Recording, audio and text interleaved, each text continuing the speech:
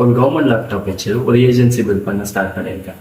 இதுக்கான ரீசன் எனக்கு சின்ன வயசுல இருந்து அதான் கனவு இல்லை, வாழ்க்கையோட லட்சியமே அதான் அப்படிங்கிற மாதிரிலாம் எதுவும் இல்லை. இதோட மெயின் ரீசன் எனக்கு காசு வேணும். காலேஜ் படிக்கிற நிறைய பசங்களுக்கு இது ஃபீலாக இருக்கும். பேரண்ட்ஸ் நம்ம ரொம்ப கஷ்டப்படுத்துறோம், அப்பா அம்மா நமக்காக ரொம்ப சஃபர் ஆகுறாங்க அப்படின்னு சொல்லி நம்மளோட சொந்த ஈஸை பார்த்துக்கணும்னு சொல்லிட்டு நிறைய பேர் பார்ட் டைம் ஒர்க் போகணும். அப்படி நான் கற்றுக்கிட்டேன் தான் வெப்சைட் டெவலப்மெண்ட். 2 இயர்ஸாக நோ கோட் வெப்சைட் டெவலப்மெண்ட் கற்றுக்கிட்டு ஒர்க் பண்ணிட்டு இருந்தேன். ஆனால் அதுலேருந்து அவ்வளோ கன்சிஸ்டண்ட்டாக எனக்கு மணி வரல. January 1, 2026 நான் என் ஏஜென்சியை ஸ்டார்ட் பண்ணுறேன். ஸ்டார்ட் பண்ணுறப்போ என்கிட்ட கிளைண்ட்ஸ் யாரும் இல்லை, ₹0 இன்வெஸ்ட்மெண்ட் அண்ட் என்னோட 6 டீம் மெம்பர்ஸ். என் டீம் மெம்பர்ஸுமே ஃபுல்லாக பிகினர்ஸ், நானுமே பிகினர் தான். ஆனால் இப்போ என்கிட்ட 3 கிளைண்ட் இருக்காங்க. ப்ராப்பரான சிஸ்டம், மந்த்லி 30,000 மணி இருக்கு.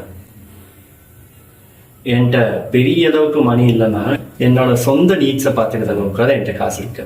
முக்கியமான விஷயம் என்னன்னா, இப்போ நான் இந்த ஏஜென்சி ஸ்டார்ட் பண்ணிக்கிற விஷயம் கூட என் ஃபேமிலிக்கோ என் ஃப்ரெண்ட்ஸுக்கோ மோஸ்ட்லி எனக்கு தெரிஞ்ச யாருக்குமே இந்த விஷயம் தெரியாது. சைலண்டா ஏஜென்சியை கட்டிட்டு இருக்கேன்.